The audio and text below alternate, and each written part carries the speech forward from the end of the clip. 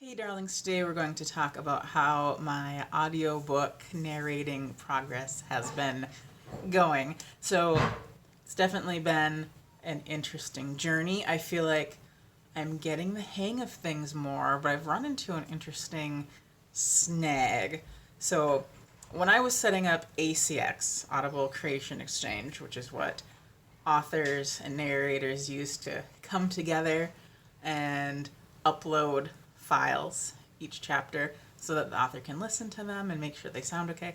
So when I was first setting that up, it wasn't really working. I tried to add my book as a project, and then it just kind of like did not let me enter in info that I needed to enter. And so I just kind of was like, oh, I'll figure it out later, and recorded 36 chapters of my book. And I was like, I should really start uploading these. That might be a good idea. So I went to do that with my first chapter, and it rejected it, which I didn't even know that it analyzes your audio. I always thought like you uploaded everything and then like some person and compute. I don't really know how it works. I'm very clueless. This is fun. So yeah, I rejected it, but there's a little analyzer thing you can download that tells you what's wrong with it. So it said my bit rate was messed up. And then there's a little thing that said VBR, and I had the little Y by it. I'm like, oh, I don't know what that means, because I don't know what I'm doing at all. It's terrible. So I googled everything about that, and I realized I was saving my stuff wrong. Because when I was watching a tutorial, she's like, save it as 192 for your bit rate, or whatever, however you say that. And I was like, okay. And I couldn't figure it out, but there was like a little thing that gave me a range, and it was like 220 to 250. I don't know. I'm pulling that number out of my butt. But I was like, oh, that's above 192. That should be fine. So I clicked that. And then I realized there are different settings where I could get the 192 bit rate. So I went through and I resaved everything at 192. And I uploaded my first chapter, and it accepted, and that was really exciting. But then I went to go listen to it, and it didn't sound great. And I don't know if that's from saving, like saving or exporting, actually. So I'm trying to figure that out, because I was like, do all of these chapters sound terrible?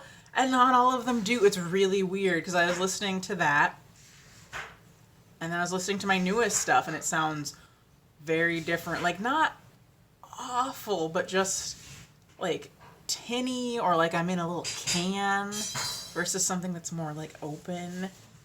And so I'm like, do I have to redo these? Because I went to the original WAV files that I export everything as, and then try to go through Levelator, which I learned to do, and then re-export it as an MP3, and it still sounded not so great. So either I have to redo these or figure out what I did.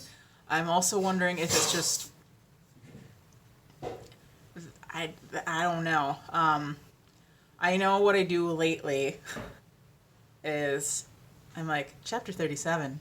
I wait a little bit, and then I like shimmy, and I breathe heavy, and I like try to make any sort of weird sounds that I don't want. And then I start reading the chapter, and then when I'm done, I take that section and pop it into the noise reduction thing, and then have it pull that sound from the entire thing. And maybe that makes it way better than how I was doing it before, because I don't even remember how I was doing it before. So I'm like, does that make a difference? Like, it's awful doing this not knowing what anything about how it's going. I have tried learning, like, something about sound.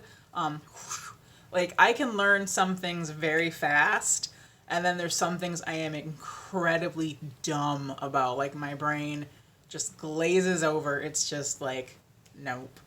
So that's been fun. So either I have to figure it out or redo a bunch of chapters. But so far I have almost 6 hours uploaded to ACX.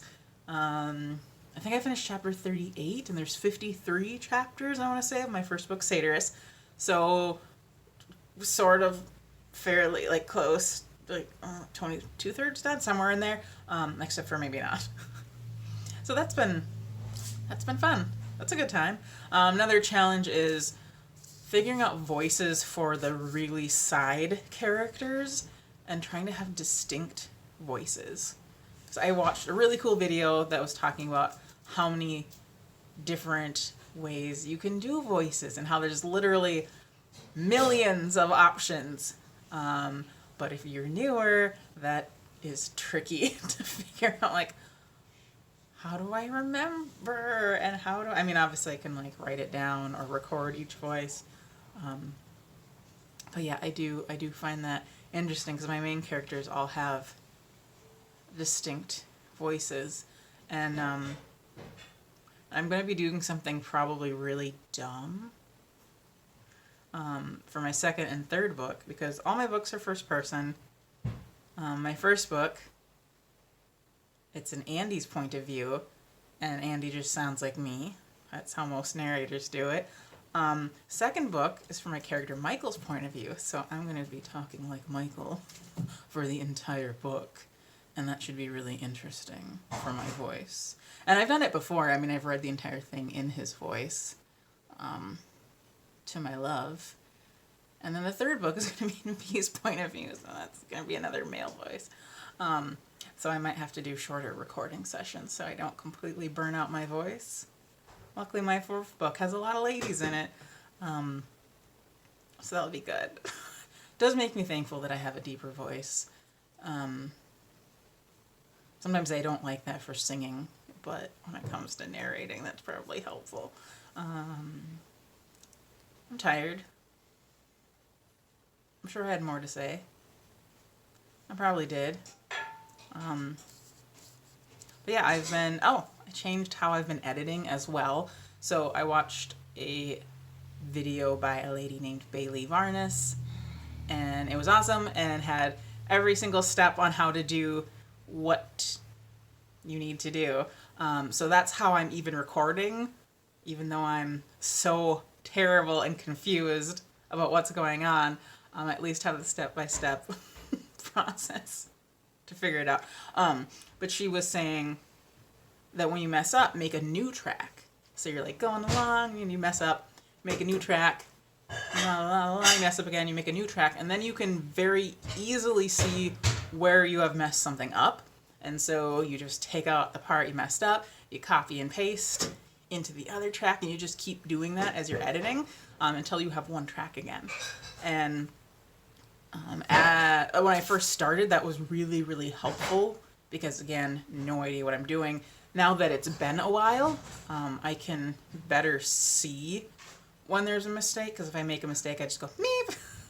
So I'll see, like, talking, and then just a spike of sound. And so that helps me. And then obviously I'm hearing it, but I can see it and hear it that there's something messed up, and I can just cut out the part that's wrong. And that's just all in one single track, and that makes it a lot faster, a lot easier. Another thing that's just small that I learned is if it's going along and I have messed up here and the track is like I can't see it anymore. I use a laptop, so I'd like scroll to the bottom and like use a little cursor on the bottom to try to find what I'd missed. But now I realized I can just click in the actual track and drag it, and that makes it faster. This is making no sense. This is terrible. I'm going to keep it anyway. I'm keeping it real. It's so helpful. Very helpful for everybody. So yeah, editing is going faster each time, unless I'm messing up constantly or my dogs are being jerks. Because luckily my mic doesn't pick up if like my dog is whining outside of the room, but if one of them's like barking their head off, That'll come through, and it's hilarious listening to me while I'm editing, listening to myself, because I'll be like, for fuck's sake, like I'll be yelling at my dog. And that's fun. I like it. Or if I mess up a lot and I just laugh at myself. It's a good time. I feel like that's everything. I don't know. I'm trying. Figuring it out. I hopefully will figure out the bad chapters. Wish me luck. This should be interesting. Okay.